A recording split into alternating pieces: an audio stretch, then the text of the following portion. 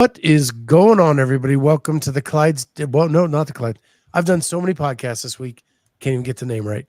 Welcome to Sunday Night CrossFit Talk here on Clydesdale Media. We are presented by Thick Boy.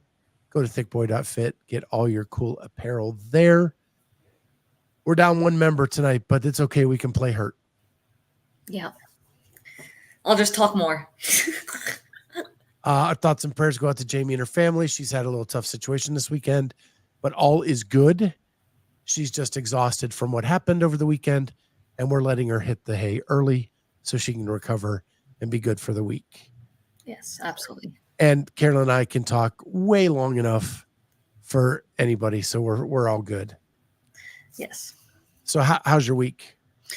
Week is good. Just been prepping for semis, chipping away at school. It's getting to the end of the year soon. So the energy level for some of the students as the weather is getting warmer is just like a little bit inconsistent, I guess, from what I get day to day. But yeah, no, school's going well. And then, yeah, training's going well. And then this weekend was a long weekend. I got to see my older sister for all you can eat sushi yesterday that we went out to eat. And then today we relaxed by the pool because our condo outdoor pool opened finally. So yeah, it was beautiful here. 80s yesterday and today. But I had my physical on Wednesday. All my markers are going in the right direction in a very good pace. So everything is awesome in that direction. And then Thursday night, I blew my nose and surgical sponge came out. And I was like, what in the hell is that? And I tried to get my wife to look at it. She was like, I am not looking at whatever came out your nose. And I'm like, but I need you to see this because this is weird. So was it there like the whole time? So it had to have been there since October. Oh my gosh. When I had surgery. Jeez. Yeah. So gonna make some calls tomorrow, see what all this means. And Can you breathe? Can you breathe better now? Oh my God. The minute it came out, I could breathe so long and so deep into my nose. That's so weird. I mean, it's good that it came out. Yeah. Like the bad part was I was so excited it came out and like everything was so cool that I could breathe that I threw it in the trash and then spent the next 2 days digging for it. Yeah. So yeah, it's been a fun weekend with that. But at least it was nice outside. Set up a table in my garage, just sat there and dug through everything. So that was fun. The other thing I need to announce is we have a photographer going to West Coast Classic. So it took some finagling and some emails with Dylan and Sasha, but I got a photographer in the stadium. So we'll at least get some cool shots from West Coast. And it's a local LA guy, so he doesn't have to pay for travel. So he is just looking for an opportunity to show his stuff. And I want to give it to him. And his IG is _e.captures_. Yep. So go check out his stuff. It's really good. He has a lot of I've seen him, I think, before on Instagram for sure. Yeah. So he's gonna be there, local guy, helping us out. So Wad Zombie seems to know him. Oh, he's a good dude. So yeah, I've only met him over the internet. So, but I looked at his portfolio and it's awesome. Yeah. So he's going to get us some shots and that'll be cool for wrap-up shows next weekend. As we kind of ramp up the coverage for the North America semis next week. And then Carolyne gets to go the week after that. It's coming up fast. I know. So they happen this weekend. You're an athlete watching these things go down. And what were your thoughts of how the workouts played out? Well, it's just nice to see the visual of the floor layouts. I know it can be different a little bit region to region in terms of like the running routes and just the lanes and stuff can be maybe a little bit different, but just to see the workouts play out was good. I got to see obviously what the top performances are in each of the workouts. For the most part, no huge surprises on most of those. And then I would just kind of pick an athlete that would be, I think, similar to me in certain aspects on each workout, just to kind of look at their strategy and stuff, and just try to learn from, just watching the YouTube all weekend. Yeah, I have so many notes on what happened this weekend that I kind of jotted down as it was going on. But I was talking to Sam Quant just like a couple hours ago, and he said like he doesn't even watch the full workout because it makes him too nervous to kind of see it all. So he's looking for bits and pieces, like step up and step down. How are they doing it? Someone my size, how does it work there? What are they holding on a row? Things like that. And then he goes like, I just move on. Is that, you watch the whole thing because you're a CrossFit nerd? Yes, and rewind sometimes. But yeah, I mean, I'll watch the transitions. Just try to learn anything, because I train by myself, so I don't have any comparison. So this is, my training camp that I get to look at. This, like, these are opportunities that I get that, I normally don't, just training by myself. Andrew says, can you imagine the organizers finding out after they have to set up a run after they have the venue? The run in Knoxville is going to be strange because the venue there is below ground level, if I remember. It is, however, Andrew, where the start finish line is, and those temporary stands are put up where like the family members got to sit, right behind that are loading docks. So I'm assuming that's the out and in if you're going outside to run. That would make the most sense, because any other way you'd be like fighting the crowds up and down the stairs. Yeah. So we didn't get to see the run in Europe. Did you see any footage outside? Yeah, when CrossFit did like a recap of it, you got to see some of the running outside. So they ran for the most part on cement. There was a little bit of grass, I think I saw in a couple parts of it, but it was on the recap show that they did, where they would show more of the events. I didn't watch much of the Asia one because I felt like that wasn't going to be comparable, like in terms of their routes. Yeah. But just looking at the Europe one, it looked like it was mostly on cement and then a little bit of grass. Yeah. From Knoxville, they do have like an outdoor where they had Vendor Village in the last couple times we were there. And so you could go out and up that hill to that and then back down and be on like sidewalk, I think, the whole time. But I don't know. I'm just guessing. Draw Your Dagger says 5 laps around the Jocko Go tent. I've never been there, so I have no idea what the floor looks like. So the floor there looks like any basketball arena floor setup.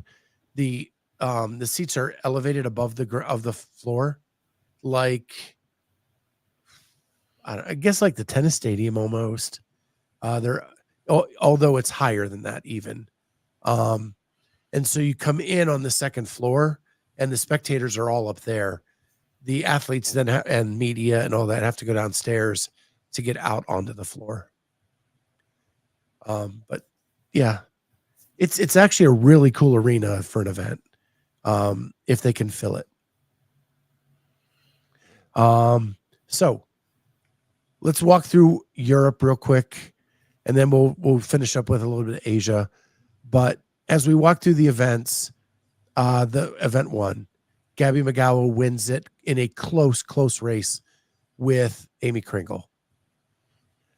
I thought that was super exciting to watch, even though we didn't get to see the run. Yeah, I mean, it was exciting to look who would come into the stadium, I guess their little square thing first. For the most part, it became Kringle, but you could see that each round, Gabby was getting closer and closer, and Kringle went touch and go from the start on, let's say, like half of the reps, and then would finish up with some singles and then would come out. And then once Gabby did the touch and go at the end, I was like, oh, this is going to be so close. And then they were both at their capacity because both of them were breaking, and it was like, oh my gosh, who's going to go? Who's going to go? And then Gabby took it, and it was an exciting finish. Then on the men's side, that was it. Was that Lazar? Upanik. Oh, Upanik, yeah. Upanik's won the first 2 events. Forgot about that. Yeah. And that still wasn't enough. And it didn't have the drama the women did. He pretty much led that throughout. So I thought it was a cool event. I thought it, like you said, the strategy of touch and go or not seems to play a big role in this. And it's just going to know. And the men did not touch and go. No. Not at all. So I don't think that's worth it. Very different from the men to the women. I think also you saw a lot of people go out really hot in round 1, probably just to try to get out of the pack. And then as the rounds go on, it kind of separates. But it almost looked like people that went out really hot to just try to get ahead on round 1, and it just caught up to them. Yeah. On rounds 2 to 4. Were you surprised some athletes got lapped? Yes. Of Yeah. course. But there's some good runners out there and some less good runners. So I guess it's to be expected, but maybe not a full lap. So then event 2 was the front squat one, correct? The double under one, Scott. The double under one. I skipped right over it. No, it's a front squat and toes to bars for one. I'm saying it's the double under one. Okay. So I don't think I have any. I don't have any notes for this. So Upanik wins that on the men's side. Yep. What were your thoughts on the women's side? And I can pull up They're fast. Like, it's just good, fast results. Like that's a tough one for me. I know it's a tough one for me. I need good execution.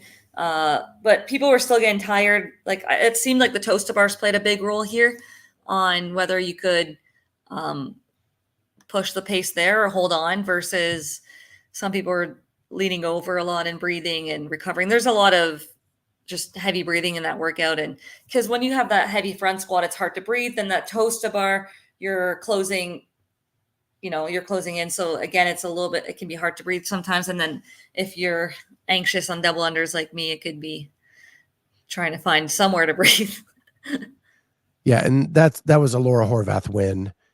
Just to remind people, like, hey, I'm here. Yeah, I took 7th in that first thing, but like, I'm still here. Yeah, which, I mean, I don't think anyone expected Laura to win the first one. She's a good runner. She's a great runner, but you wouldn't put her as the best runner in Europe. Yeah, and so she actually beat Gabby by 7 seconds, and then Claudia Gluck, or Gluck, I think they were calling it over the. Well, it's Gluck, probably in French. Yeah. And how cool was the crowd for the French contingent there? Yeah, and I mean, the announcer is from Quebec, and he was really pumping up the French crowd every single time Victor or Claudia were, pushing towards the finish line, or just, getting back to whatever station. He was getting the crowd going. And then on the men's side, this was Oldest first, and then Luka Vujak second, and Michael Wazlowski third. So, and that was a tight race, 2 seconds between first and second on that one. So then we go to event 3, and Yella Hosta comes to the party on the men's side.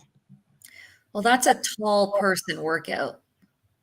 That's the Echo Bike one. Yeah. You have the Echo Bike, which is a power output. It helps if you're taller, or like way more for power output.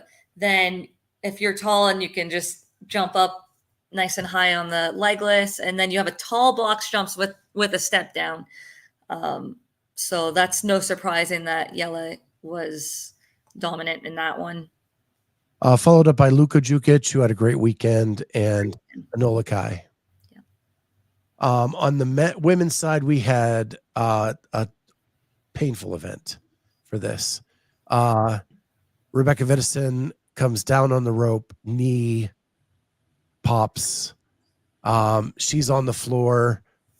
I know a lot of people are talking about how long it took medical to get there. It was such a bad look, but then it was explained that medical, unlike other CrossFit events in France, if you're at the venue is in charge of all medical, not the event, which to me is mind-boggling because general medical would not be sufficient in a sporting event. Like if I'm having a soccer match, I want people who know injuries that happen in soccer, right? So she is laying on the floor. I feel terrible. They finally get to her. She hops back up and attempts to get back in the race. Does the bike, does a rope climb, attempts one box jump, gets over, second box jump, steps down with the injured leg and falls to the floor. Someone said, why'd she do it with the injured leg? But she probably was worried that she could support herself on that leg at the top of the box, is my guess. Yeah. Yeah, it seemed like forever for the medical team to go on the floor. Like she was just down on the ground and like holding her knee. Like she came down and you could see the knees going forward and in a twisting motion. Like I texted Lex right away, I go, that's an ACL. Like that 100%, like it has to be an ACL. Just like the way, because that's typical of like forward motion twisting. And I was like, the medical team was just like nowhere. Like even though it's the venue that's holding it, like there should be places where they're strategically put, you know, on each end of the floor to get there as soon as possible. And if the medical team is going onto the floor, I don't think that the athlete should be able to continue like that event, right? Because the medical team is like in her lane, they're kind of helping her, etc. If they had to tape things up or whatever, like I don't think that you should be able to continue.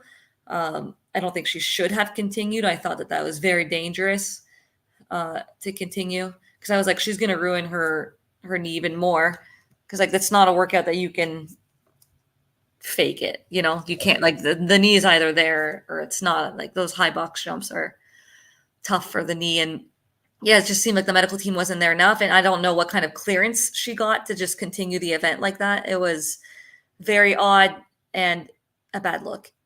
And then when she went down off the box jump, they were out quickly. But man, it like stretchers and stuff that you just don't even see normally at these events. No. Yeah, it was but like the camera would kind of like they had that one camera and you could see her on the ground just at the beginning and it was like, okay, like put the camera away, like make it look good for CrossFit and like stop filming her. And it, you know, they just kept filming a little bit of where she was at, which I thought you shouldn't be filming or trying to keep her in the frame, right? Like give her the privacy, get the medical team on there and get that out. Sorry. But okay. Wishing her obviously a good recovery, and that's a horrible way to end the season. And she was doing really well. Yeah, and really well in that event. It looked very eerily familiar to the Scott Panchek injury, but different circumstances. She just came down weird. There was no object on the floor that caused that to happen. And then Emma Tall ends up winning this event. So impressive. She was so impressive on the rope. It was like 5 pulls, boom, touch. Like there was no struggle at all, which in my heat one, I was like trying to figure out whether I was going to put her or Laura. And I had her at first as my pick. And then I switched it to Laura and I should have known because she won the alpaca as well last year. But she's so good. Upper body pulling. Very, very impressive. Yeah, I heard someone compare her to Alex Gazan, like as the 2 best upper body pullers there are. Bruce asked, would the stretcher get in the way of the other athletes? It was a backboard type stretcher, handheld. They just put her on it and carried her off the floor. It looked very like, and this is probably a reference only old people like me get, but like very old Keystone Cops, out, get her, take her off. It just did not even look professional, but that's what was there. And you're right, Caroline. Don't show it. Get it off the cameras. Get off the, like, show the other athletes, like, don't go a full shot, like, unless she's off the floor. It just made it look worse. Like, and especially when she was just laying, holding her knee, and it felt like at least 30, 45 seconds for anyone to even come and see her. And she was just still in the frame. And it's like, what is going on? Like, get someone to her, versus like if you had just panned out like somewhere else, like you wouldn't have maybe noticed it as much. But I mean, it just puts, I mean, maybe it's good that we notice, and that type of medical response needs to get addressed for other semifinals. Yeah. And there's people in here saying she signed a waiver. I'm not upset that she got hurt, or like, there just was better ways to handle it from an image thing. Like, just don't put the camera on her writhing in pain, and that's it for a long period of time. You know, there's a lot of sports when someone gets injured, they don't show the injury anymore, right? They just move on. Because then you're battling that, is your sport safe? And that's something that CrossFit's been fighting for a very long time. And you don't want to keep fighting that same argument. Yeah. And like, it's a sport, like of course, like this wasn't a unsafe rope climb that made it dangerous. Like it happens. It's an injury that could have happened to anyone. And it just, maybe the knee was just ready to go, but it's just the response that seemed like it was just unprofessional. And of course, injuries and CrossFit just has a bad name. So it just made it, in my opinion, look worse. And we're going to talk more about the camera people in a second. But let's move on to event 4. And someone said they're not calling them tests anymore. Apparently not. Because on the CrossFit Games site, it is events. Event 4 was the first one today, which was something. Handstand walk. And the row. Laura, so impressive on that row. When they zoomed into her pace, like everyone, I was just like, oh, okay. It's like that is holding one good pace right there, that most people aren't holding that, or able to hold that in handstand walk at that speed. Like what's her name? Why am I blanking? Solberg had such fast handstand walk, but she just can't match Laura's power output on a rower. But she would just get off the row a little bit, sometimes after Ella Wilkinson, and just would pass her. And then you had a better rower that would just maybe get a little bit ahead. But it's like she maximized her strength of that workout. I think if you're able to do both, you're going to be successful. But fast handstand walk will go a long way. And Andrea Solberg actually came in 3rd in that event. Yeah, well, Gabby's a great handstand walker and has better rowing power output. So there's a lot of talk in the chat about, should the athlete be allowed to continue? And I understand that it's up to the athlete if they want to continue. However, I agree with Carolyne. If the medical has done something to assist her to be able to get back into the game, I don't think she should. At that point, there was outside interference, just like in an online competition when you have someone touch your bar or touch your rope, or you get a penalty for that. It's that event becomes done. Can she come back for the following event? That's to be determined with the medical heads, and whatnot. But I think once the medical comes onto the floor and has treatment of any sort or whatever, I think that event becomes done. Like if the medical event, or if the medical team like comes on the floor and the athlete goes, no, it's okay, and continues, I think that would be different, because then maybe they were just on the ground and then can get up. But in this case, I think it was event over. Like, that's it. Right. Right. So, yeah, Laura wins that. Gabby second, Andrea Solberg third. What I was thinking when I saw Andrea is, my idea of like the championship belts and like you pick an event and you win the belt. Wouldn't it be cool to see Danielle Brandon and Andrea Solberg do a handstand race for like that belt? When you watch the two of them go, it's insane. So fast. There's other fast handstand walkers that I'm sure we'll see in the upcoming weeks will shine, but that was very impressive there. That's just what popped into my head when I saw her go. And we're going to see and Victor Hoffer did the same thing. Tudor Magda's going to do the same thing at West Coast. It's going to be insane, but that would be a cool, for the belt race. For sure. And speaking of Victor Hoffer, on this event, he finished first, right? Yep. Yella Hosta second. I did not. I guess I gave the handstand too much credit. I didn't see this happening, but his row was insane. That's the thing, right? If you can either have a very, very good row and a good handstand walk, or if you're a very, very good handstand walker and have a decent row, you can do very well. So I think he has good enough speed on the handstand walk and is obviously one of the taller athletes on the field that can just pull and maybe get that extra 10 seconds on 10 to even maybe 15 seconds on the row to make up for possibly the lack of speed that would be there on the handstand walk. So then we go to event 5, and this Bronislaw is just a freak with strength. Yeah. He made that thing look so easy. He didn't look rushed on anything. He just methodically went down and killed every bar. And broke the world record. And set that at 5:25. There was a lot of records broken, I think, for that workout compared to 2016. It was crazy. Well, 2016, I think the winning time was 6:04.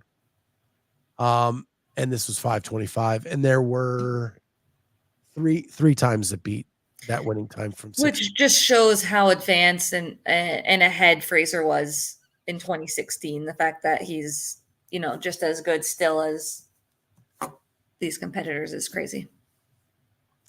Yeah. Flat out insane. So Kevin Jers was second. Moritz Fiebig was third on that one. And on the women's side, big surprise, kind of. So every time I talk to Elisa, she talks about how much she loves Olympic lifting. And she thinks that it is one of her strengths. And she proved that every bit today.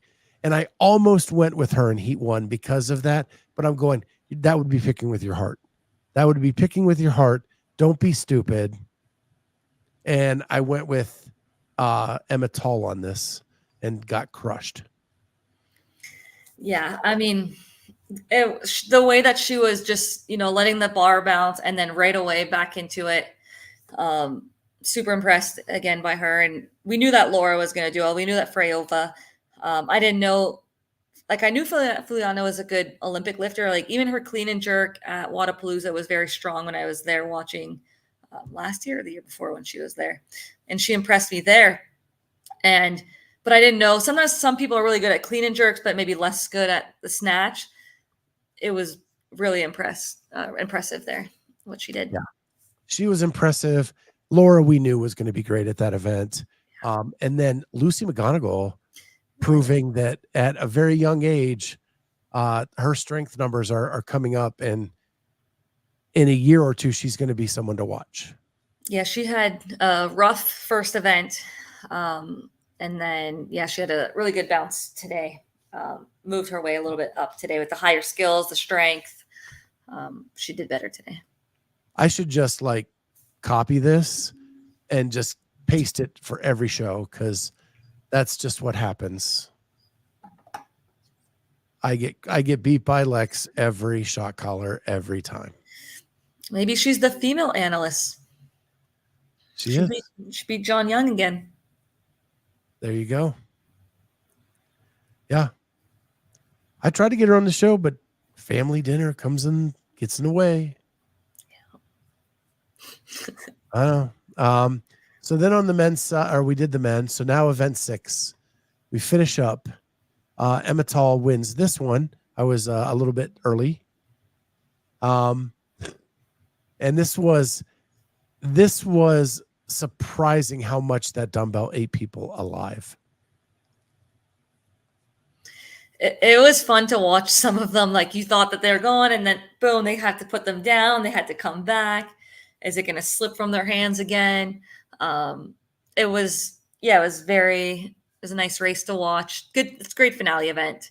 It was just nice to see also different strategies. Like, a lot of the females broke the ring muscle ups to have better grip for their lunges. Someone like Emma Tall just crushed that workout. I mean, if you look at events 3 and 6, I think they're very similar. Like, you have the Echo bike and something that's very grippy, and it was the same thing for this one, Echo bike and grip. So yeah, Emma Tall crushed it. And then just some of the races were fun to look at. And there was a few people that were inside, like what's the one guy, Chris Brassard, something like that. Colin Bossard. Colin, there you go. Like that was your dark horse for coffee. Yeah, coffee pods and wads. And yeah, he had a struggle in that last one and really fell out of the top 10, which just sucks. You hate to see that. But then you also had the opposite with one guy that came 3rd place and was, I think, 14th going into the event and jumped into that top 10. So some good races. I mean, just shows that you have, every event matters, every second matters. And I thought some people were a little bit lazy getting to the finish line over the weekend. So that's one observation I had. And, those points add up. So Lex just rubbing things in again.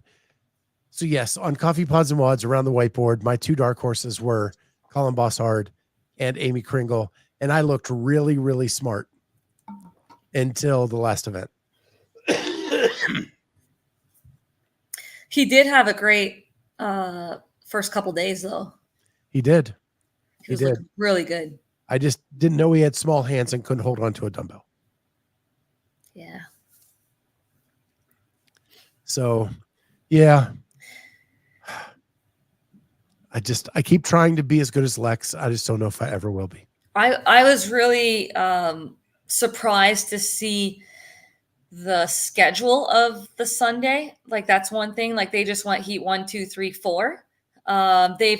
They normally reseed for that 4th heat off. A lot of times you'll see heats 1, 2, 3 women, heats 1, 2, 3 men, and then sometimes they'll bring back even heats 4 and 4. But they always reseed. And this time they didn't. So I'm assuming going forward on all the semifinals, they're just not reseeding. And I don't like that. I didn't either. And I actually have that in my notes to talk about as like an overarching thing. And there's a lot of people in the comments that had that. I don't understand why they didn't. I don't either. I don't think I've ever been to a semifinal where they didn't at least reseed the last event. Just the last event. That's it. They always go at the end of each day and then the final event. Not sure why they went away with it this year.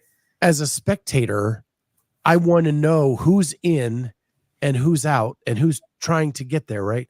And when you reseed with 10 as your get in, everybody in that final heat, they have a spot going into that last event. And the middle lanes of the heat before are trying to get in. It just tells the story better. Absolutely. And when you look at just the seating overall over the weekend, like day number 1, you have a very specialist type workout. And then you're going to go into day 2, reseeding off of that one specialist type running, let's call it a running workout. Then you go into those 2 events and you're only halfway done. So that last day when so many points are on the line, I think the reseeding is very important because that final event, like you only had 3 events prior to dictate, the final day seating, and so many moves happened on that last day that to me made no sense. Yeah. So I'm going way back to get some questions for you now that we've gone through all the events. Sarah Cooper, which event is Carolyne most excited for now that she has seen them all?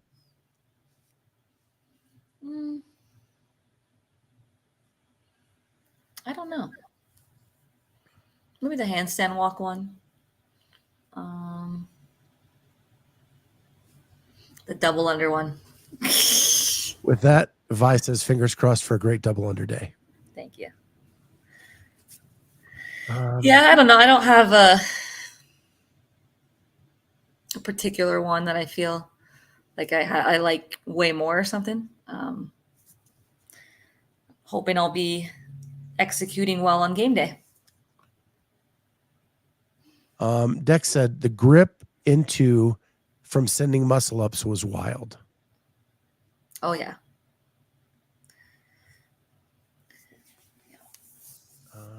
And like the men, most of them were unbroken. And then they're obviously having to push the echo bike more. And then you have some people pushing the echo bike, but then breaking the ring muscle ups for the females. And then maybe making up on the lunges. Like it's just what your strengths are on that one. But yeah, it's grippy. Very, very grippy. Nope. Well, that, and then he asks ESPN Plus schedule, maybe. ESPN Plus doesn't really have a schedule because it's a streaming service. In my opinion, maybe I'm wrong. Maybe I don't. I'm not a network producer, but you would think that they would be pretty fluid on that for streaming. It's not on a network. You would think that they would want both back-to-back final heats, like men and women, so that like that little part is back-to-back. I don't know, but that's a good point. Maybe it is ESPN. I didn't think about that. So he said the real question is, will Legends be on ESPN Plus? I'm guessing an iPhone 5 hanging from the rig. It's just tough because, like, I mean, ESPN Plus is getting more popular. Like, there's more and more things going to that platform, but there's so many sports going on right now, like playoffs and stuff. So it's really good that CrossFit picked up, that streaming with them, but it's just a tough time of the year versus the summer when it's like baseball and soccer. So a couple overarching things I want to talk about before we go down who made it and who didn't is Lucy Campbell was good. Very knowledgeable. She was awesome. Loved her. Yeah, I thought for like really, other than doing the Renegade broadcast last year with Chase a little bit in Europe, and her this being her first time at the desk, man, off and running, deep end, let her go. Oh, absolutely. I mean, she's very knowledgeable. She obviously knows how the workouts feel as an athlete, and she brought great points to the analysis of the workouts. She had great things to say about the athletes, about the stimulus of the workout. I thought she did a phenomenal job. Really good addition to that European stream. And what I loved most is, and I talked about this with Brent Fikowski a while ago, and like it was never like I would do it this way. It was, this is what you're presented with as an athlete, and you have a choice to make. Let's watch it play out. And I thought that's what she was really good at. Mm-hmm. So like kudos to her. Now on the downside, camera guys. I've been bitching for a very long time that I don't need to see up somebody's nostril during an event to get excited about it. I want to see more of the races, like back up. Let me see 3-4 lanes at a time. But when a camera guy is moving the riser because he's so close and the athlete has to reset it because the camera guy moved it, that's a bad look. I missed that. When athletes are waving off the camera guy because they're trying to hit a big snatch and he's right in front of them setting up, that's a bad look. Yeah, I mean, what other sport are the camera guys on the floor? Yeah. Cameras have zoom lenses. right? Yeah. Like, am I being stupid? No, like it's like I just know that when I compete live, like a lot of times I have to like try to block out the camera but normally they try to stay in the corner, but then they're probably in the next lane and in the way there as the judge is backing up and stuff. And there's kind of a like nowhere for them on the floor. But yeah, like they could just use their Zoom button and maybe show a few more athletes at the same time. But yeah, like you would see a few athletes just be like, move, move right before the snatch. And I was like, oh, but I mean, it's a big snatch and it's distracting to have that camera right in your face. And when you're moving equipment, you're actually affecting the race. Well, yeah, I didn't see that part, but yeah, I think it was Emma McQuaid had her riser moved. And that's just unacceptable. Yeah, like, you can't mess with the equipment. So NBA is in the same kind of venue, right? And they have cameras up top to see like all the action. And then they have cameras along the sidelines off the floor getting the close-ups. And they do a great job. So I just don't get it. Yeah. And then one thing that I thought that was brought up that was, and I think it was Lucy that brought it up, is everybody talks about why North America can't sell tickets and why it's so loud and raucous in Europe. But there's so many different countries in Europe. There's so much country pride, like France versus Spain versus the UK versus like, and that adds an element to this that makes the crowd get into it so much more. Yeah, I mean, like people are bringing their country flags. Like you're not going to have, I don't know, Wisconsin flag there, like supporting. Like it's just like, right. I don't like that's all we have is Canada, Mexico, and US, right? Like you had the affiliate presence when it was regionals because people could drive to the event. It was close, like near, regionally. You had people, and that's what made regional so fun is people would just drive to the event and they would bring the whole affiliate.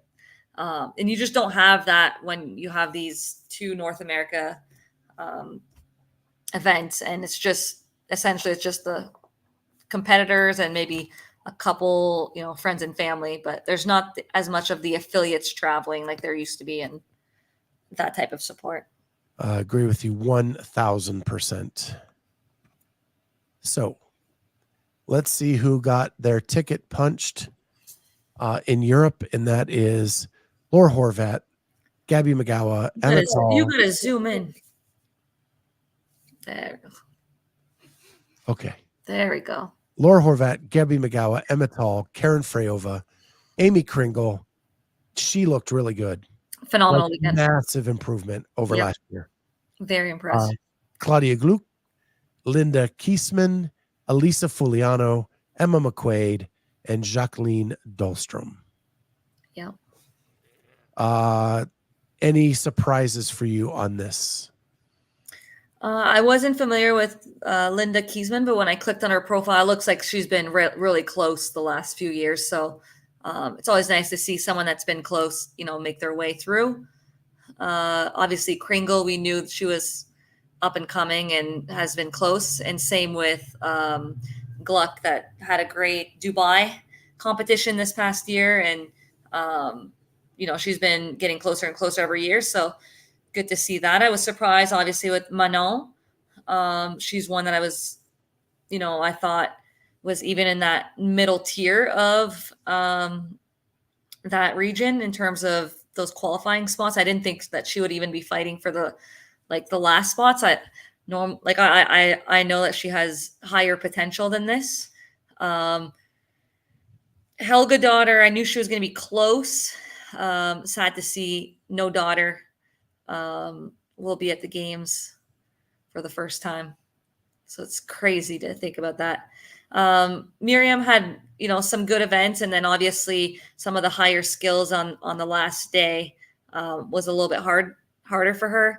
but I thought that she still had a great showing, and will have a lot of potential in the next few years as she, devotes a little bit more time to CrossFit and some of those skills. You had another injury, Sarah, or what? If you go all the way down, or I think she's not even all the way down, right there. 20. No, go back up. 27. Keep going. 27. Yeah. So she wore a belt on the handstand walk workout, and she finished like dead last in that one. And I was like, something's off with her, because she would normally be in the mix. Alina Karatala Sanahula, whatever how you say her name. Sorry for the mispronunciation. And then she didn't end up finishing the competition, but she's still up there. So if you go across, she finished the event 4, but I think she had a back injury. Something must have happened the day prior or that morning, maybe warming up even. Because when you come to the floor with a belt on a rowing and handstand walk workout, it's a little odd. So don't know what happened with her, but so I think three girls were not competing, because Sarah, Vitesson, and her. So on the men's side, everyone ended up finishing, which is what you hope to see, that people can, have a start and a finish to their semifinals and do every event.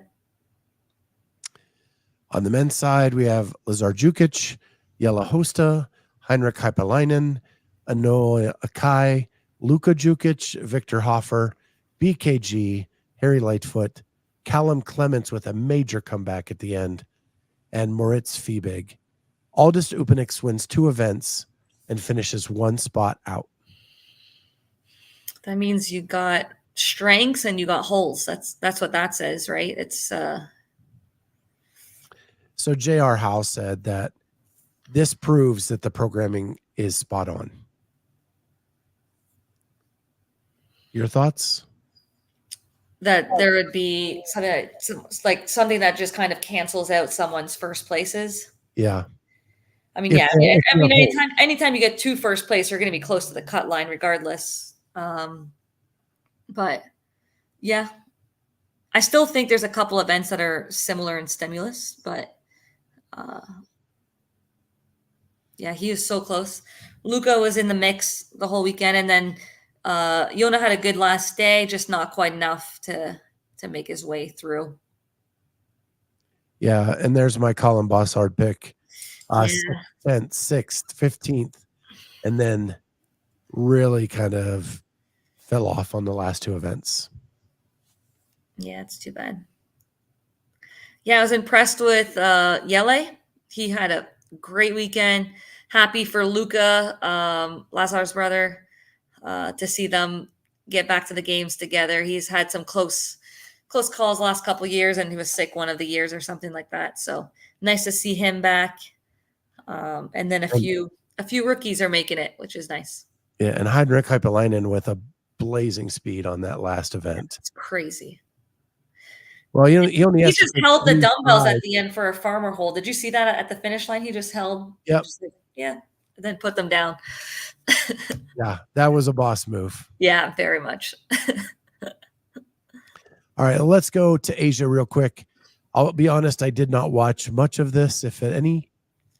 But in my opinion, we already knew 2 of the people going on both the men's and women's side. It was just in contention for the 3rd spot. On the men's side, Ivan Kuratsev and Arthur Semenoff. Those were kind of the 2 we knew. A lot of people had Ant Haynes in this. Nowhere to be found. It was Ilya. I think he was injured. Wasn't he injured? There's a lot of ants. There, 14th. He finished the weekend.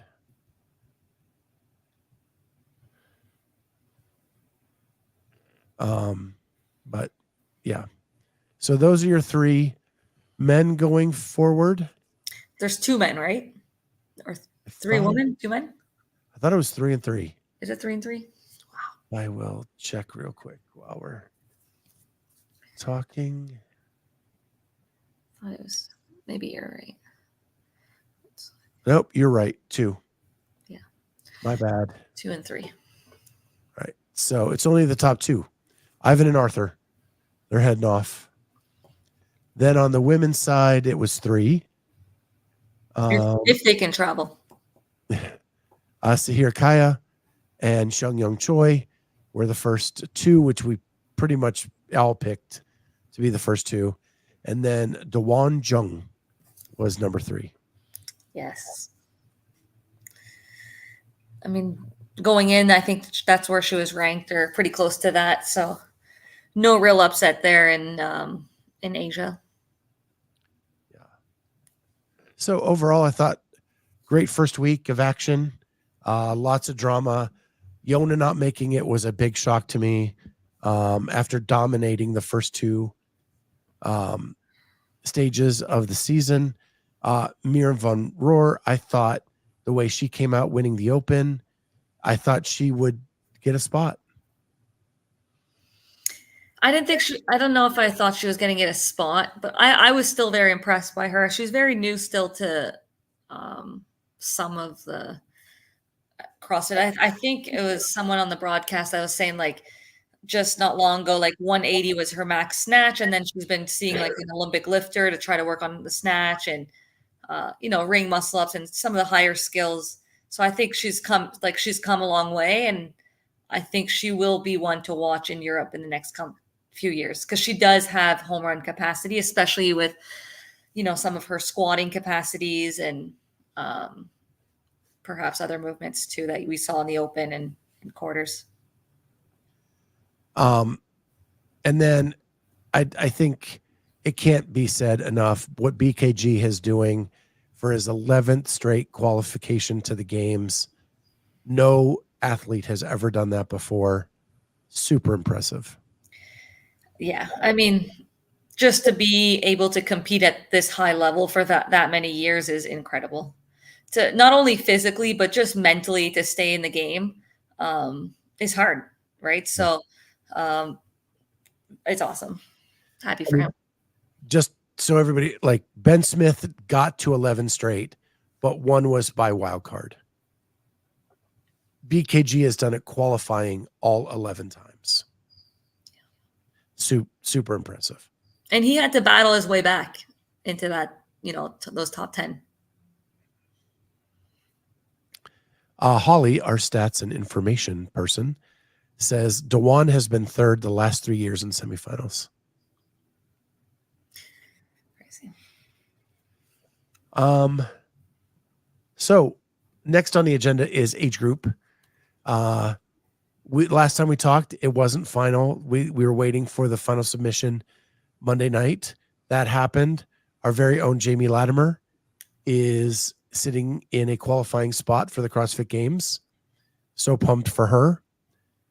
Dex, if he's still in the chat, was 1 spot out, but has moved up to the final qualifying spot. He is sitting in 40th last check. Nice job. So super pumped for him. And then super listener of the show, Corey Leonard, had a great time. Nice job, Corey. So, but learned a lot, and really his goals are for when he turns 50. Masters are not official now, Kenneth DeLapp. We have to wait till next Monday for the leaderboard to be finalized. And I know a lot of people, I know Jamie at least has 1 validated already. I know Rudy has 2 validated already.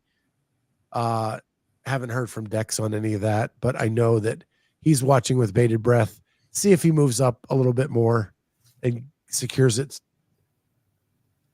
So, yeah. But that is the schedule. Yeah, next Monday, the 28th. Maybe that's Tuesday. Next Tuesday, the 28th. They will be final. So we're waiting for that. And on that, I got to talk to Jamie Hagia today. Man, what a ball of good vibes. I'm rooting for her. She is just so fun to talk to. And she's going to be in the West this weekend. And she's could be competing at the Masters CrossFit Games. And we talked about that a lot today. But she's taking one step at a time and not really committing to anything beyond West Coast Classic right now.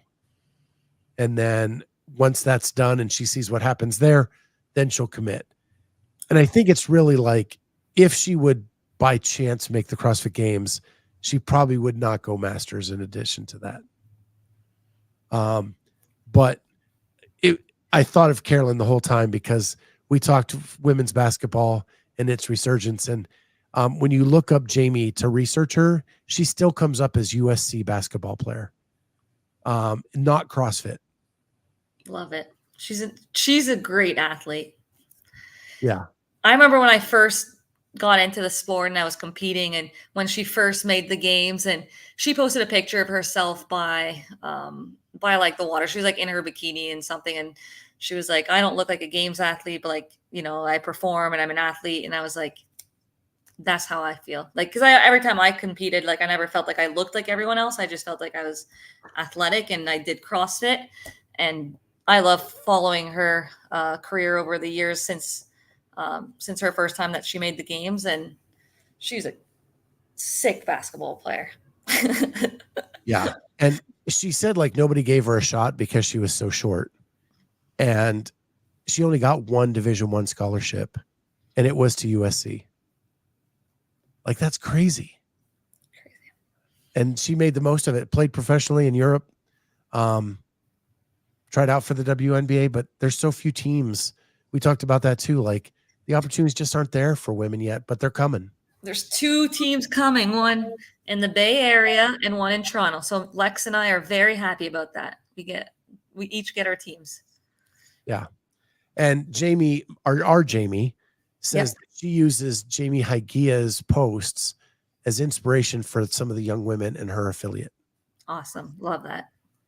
Because she is so cool about like body image and very open and transparent about that. So super stoked that we had her on. She's been like a bucket list of mine to have on the show, and so glad we got to do that. Yeah, and I think she's like awesome. The best sideline reporter in the business. She's awesome at that too. Yeah, she's incredible. I was at Granite Games when she got challenged to demo the legless rope climb in her street clothes, and she killed it. Killed it. Such a boss move. She just has a great personality, and yeah, she'll be good. Yeah. So next we're going to preview next week. We're heading to Oceania and to Carson, California. It has been so fun talking to athletes leading up to this who get to go on that tennis stadium floor. If you have been a fan of this sport for a very long time, that's kind of where it all began. And to be able, like, I was talking to Sam Kwan tonight. He didn't even realize that all the events are on the tennis stadium. Has he looked at his schedule? I don't know. I think he just how does he not know? He's just training, and that's not part of what he needs to know at this point. Interesting. Yeah. But and then you talk to like Tristan Harrison, who this is his dream. This is his Super Bowl. He gets to do, and it's his one shot, and he's starting his job as a nurse right after. That's awesome. That's the stories are so cool. And then you have like Jamie Hagia, who her first games are 2016 at Carson. She's going to go back on the floor. Like, there's so many cool little stories with this whole thing. I hope it just comes off as well as like I'm anticipating. And then we have Torian, the complete rock show of semifinals that has the fireworks, the flames, the smoke, the dancing, whatever's, and what is it called when they drink out of the shoe? The shoeys? A shoey. The shoey. The shoeys. Yeah. The performances. Yeah. It's a vibe. Yeah. So super exciting weekend. We just got done with Europe. That was great. These two, man, Australia's going to be early in the morning. West Coast is going to be late at night. I'm getting no sleep next weekend. But we're going to do our picks who we think is going to make it. And this was a lot harder for me this week than it was last week. Same here.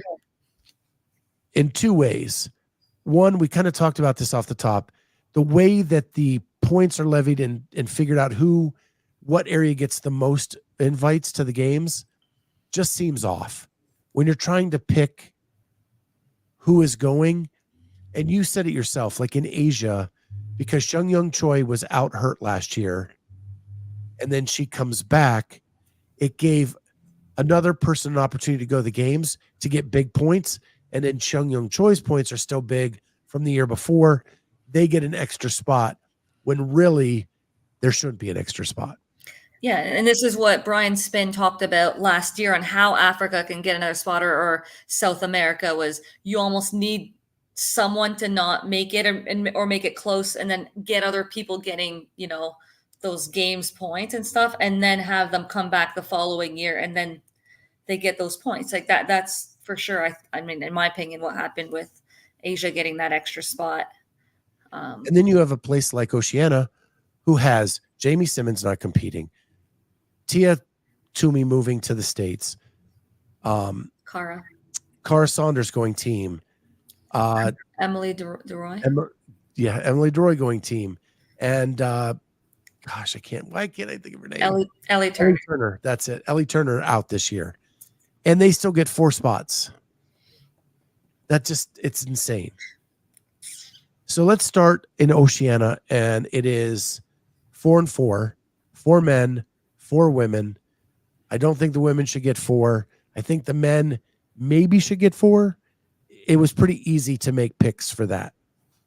So we're picking 4 of each and a dark horse. I'll start with the men because I think it's probably consensus on the top 3. Mm-hmm. It's probably Jay Crouch, Ricky Garrard, Bailey Martin. Yeah, in whatever order you want, but yes. Right. I think Jay has shown that he's ready, and it's going to be tight between him and Ricky. Yeah, I think it'll be like those 2, and then Bailey just a little bit after. Yeah. So I have for my 4th, Peter Ellis. I was almost with that one. I went with Zach Thomas. Any reasons why? No particular reason. I was between those 2. But my dark horse is Luc de Jong. My dark horse is just for sentimental sake, and it's Rob Forte. You're putting a classic CrossFit workout on the floor throughout this competition, and who's better at classic CrossFit than Rob Forte? Yeah. And that's just what I'm going to be rooting for, to be honest. That's a total heart pick. On the women's side, I have Maddie Sturt, Gracie Walton, Caitlin Van Zyl, and Georgia Pryor. I have those top 3 in a different order, and then Haley Adams, the other Haley Adams. And then my dark horse is Julia Hannaford. Okay. My dark horse is Alethea Boone. I like that. I'm just going old school. Yeah, I like old that. school workouts. I want to see the old school people play. So that's just what I'm rooting for. So I will let you lead off the North America West, and we'll start with the men, because I think there's probably 4 for sure's, and then the 5 got tight for me. Yeah, I kept going back and forth between different people. So I have Brent, Pat, Justin, Quant, James, Sprague, Tudor, especially with the snatch and the handstand walk. I think he's going to do great. I feel like this is Brandon Luckett's year. William Leahy the 4th. And here I'm back and forth between Cole Grayshaber and Colton. And I love Colton. I know he can win number 2. I'm a little concerned with the Echo Bike 30-inch box legless rope climb one. and the running one, which then puts them possibly in a not as great heat going into the last day if they don't reseed. But he's a gamer, so I feel like I gotta go with Colton. He gets it done when it needs to. Like, I'm gonna put him in that last spot. So I have Vellner, Fikowski, Medeiros, Quant. Same as you, top 4. I actually have Colton because he is a gamer. He is like, you can't not pick him. Like, he's just gonna get it done. And there's workouts sometimes that you think he's not gonna do well, and he does. And it's like, wow, it's not a tall person workout. This guy's just so fit. And he's gonna hit a home run or 2. Yep. So yeah. And he's not gonna drop those dumbbells. Like, that's just one of those workouts where he's gonna will himself to be better than others.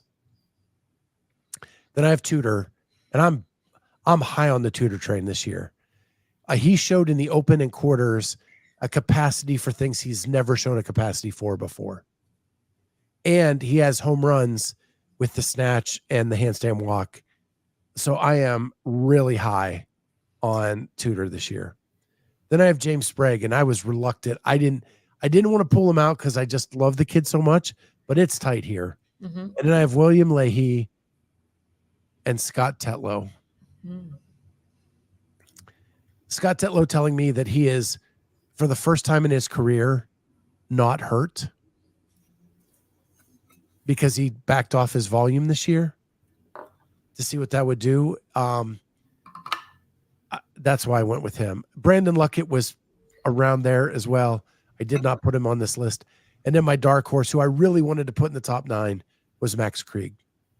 He was just on the outside last year, and I think that this is his year. And I almost switched him and James Sprague. Yeah, I mean, I don't know if like Cole Grayshavers counts as a dark horse when he's a games athlete. So let me try to pick another one for the men that will go as a dark horse. I will pick Sam Dancer. Wow. That's just like my Rob Forte pick. Yeah. Another athlete. Yeah. And you just never, like, Sam's going to kill that snatch workout. He's great on his hands. Like, he's going to be good. Like, he probably won't be Tudor, but as long as he's healthy. Yeah. He's actually a really good runner. Yeah.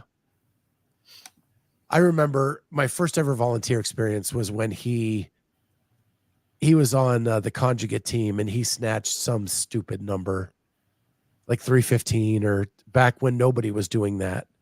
And the place went nuts, but that was Big Sam. Like, he has become much more svelte in his later years, and much better at a lot of things. So it'll be fun to watch him. On the women's side, there are 4 no-brainers here, right? Yeah. All right. Who are your top 4? Let's start there. Ariel, Gazan, Rolf. I have Abigail Domet there as the 4th. Bethany, it just depends if she's healthy. If Bethany was healthy, I would put her above Domet and possibly above Rolf, although I think Rolf is going to have a great weekend. I think a lot of these workouts are looking really good for her. So we are the same at that point. And the reason I put Bethany in there, so many years I said, no way is she healthy enough to do this. No way is she healthy enough to do this. And she always does it. And I've once bitten, twice shy, putting Bethany in there. There's not a whole bunch of pulling from the floor. I don't think that would, like, those clean and jerks are light enough. It's the snatch. She did really well on that snatch ladder in 2021 at the West Coast Classic. She's a great runner, and she's great on machines. Like, she's got great aerobic capacity. I think she gets it done.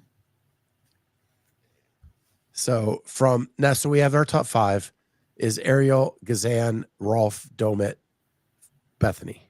Mm-hmm. All right. Now we got to finish it out with 3 more. I'm going to go with my girl, my demo team partner, Sydney Mikulishin. Son of a gun. I forgot her altogether. And I would never forget her. Why did I do that? Yeah, I'm going to put Sydney in there as the next one. I have Rebecca Fuselier. And then there's 4 athletes that I think are very similar athletes, and I think one of them will make it. I don't know which one. Spiegel, Olivia, Kyra, and Kelsey Keel. Although I think, I don't know. Might go with, actually there's Devin Kim too. That's right. She has a back injury, I thought. That's why she came to the team. Yeah. Yeah, that's why I didn't put her in there. I'm just kidding. Come on. She did way too good at the other events for there really to be a back injury. I think it's in the quarters. What heavy hinging did we have? I'm trying to remember. Wall balls, burpees, roll climb, handstand, push up, toes to bars, ring muscle ups. I mean, that's not hurting your back. Rowing, the snatch one was more grip than I think the snatch hinging. Okay. Clean and jerk. It came out last year that there was talk of removing her from the team last year. I think it was just a way out. Possibly.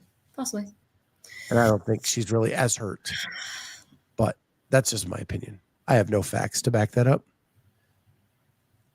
I'm having trouble with these ones to pick my last one. This was tough. This was really tough. So my modified list I think I might go with Kyra. Wow. Nice.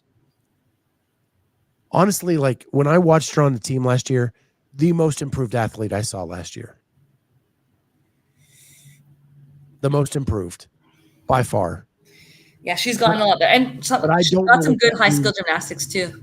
I don't know what that means in the individual competition. But Spiegel and Olivia are home run hitters too. It's Keel too. It's Kelsey Keel. Like it's hard to pick between. I think they're very similar.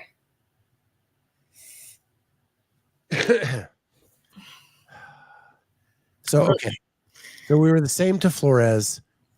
I'm modifying my list to Sydney Mikulishin, Rebecca Fuselier,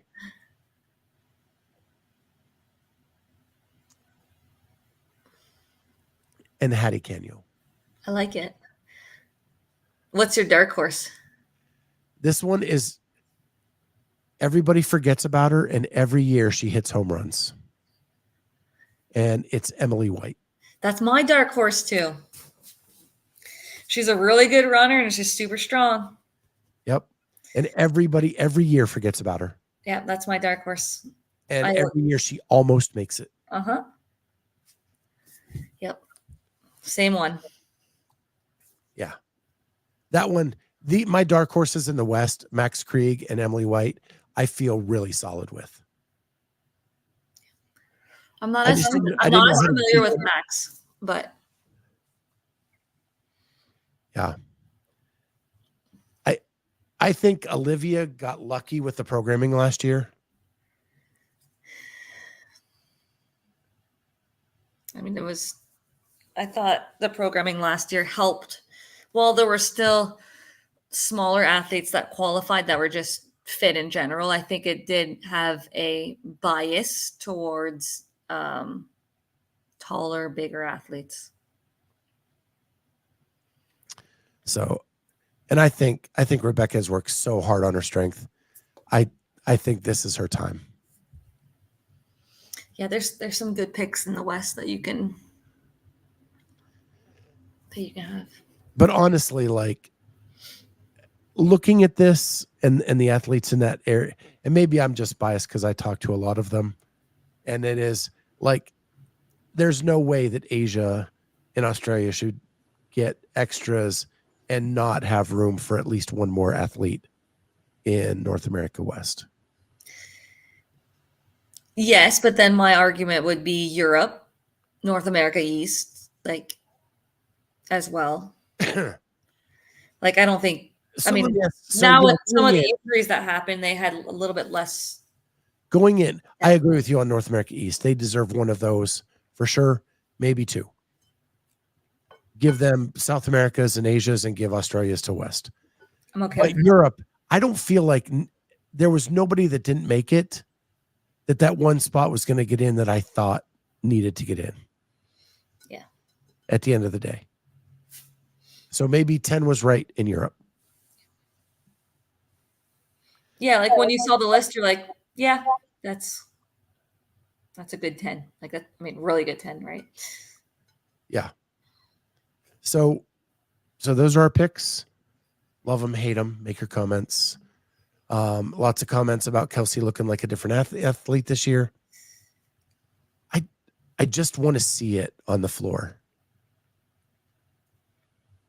And it's probably, I probably have a bias today because the last time I saw her on the floor, she was struggling with a handstand walk. And what did I see today? A handstand walk that made a big difference in who made it in Europe. So that's probably why I didn't even put her in here. And I think she'll be close. Like, I think she'll be close. She's in the mix. Like there's a lot that are going to be in the mix, right? Like there's from, let's call it 6 to 15, right? Like there's some execution that's going to be going on and some workouts maybe some people are just better at. Like programming will be a factor. Yeah. And again, like we have sponsored one team on this podcast and Kelsey Keel was on that team. So I do really like her and I do think of the world of her. That's just what was in my head today. If Devin Kim is healthy, I think she can be in the mix as well. She should be in the mix. I don't disagree with you on that either. There's some proof I need to see live before I go there. Mm-hmm. And Kenneth DeLapp says, so you're saying there's a chance? I can't believe you didn't pick Sydney. I did. I modified it in time. Thank goodness I let you go first. Oh my gosh, like her shirt is right there.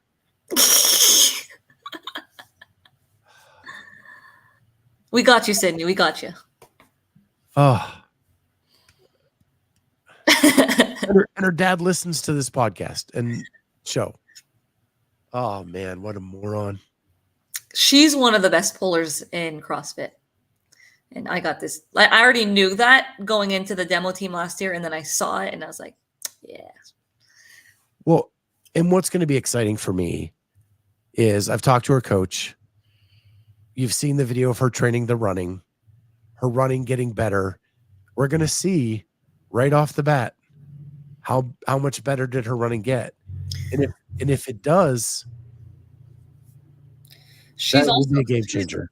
She's also in a field that has other runners that are not as fast. So that will also help her, I think, if I'm being honest. Versus if you put her in Europe, let's say like Europe has good aerobic capacity. Like you could get like, it's like the strength workout in North America is going to be different than, in certain regions, they're just more known for certain things. The West is top heavy. They are very top heavy. It's Bethany, Emily, which is why if you have a workout that you can go and get a top 5, it is huge because for the most part, a lot of times it's like those same athletes getting top 5s. And then the rest are just kind of interchanging in that middle. So when you get that top 5 points, it helps you a lot. And like someone like, Spiegel, Olivia with those snatch ladders, Kelsey Keel will get those points there. So it'll make up for possibly. So they're also top 5 in like runners, right? Emily, Ariel took what, 2nd or 3rd in the games in the 5K. Emily White has proven that she's a great runner. Great runner. Bethany Flores beat most of the men at West Coast Classic in 21 on the I was going to say she won that workout by like. Right.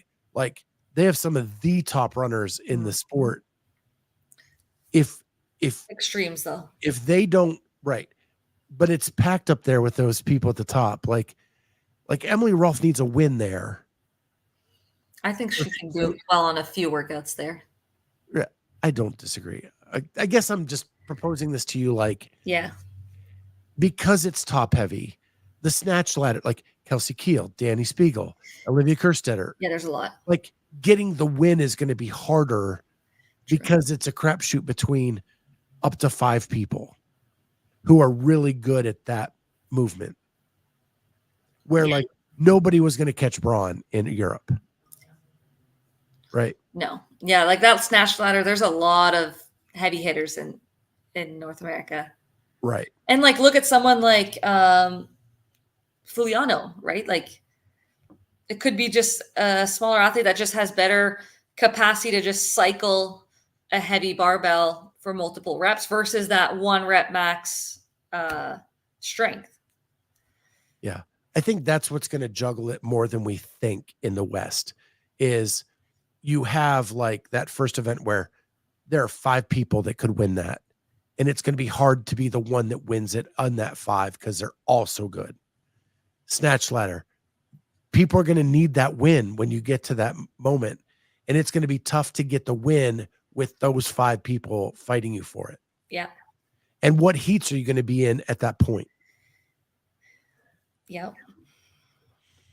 So I think that's going to be fun to watch and see how much that plays a role in all that.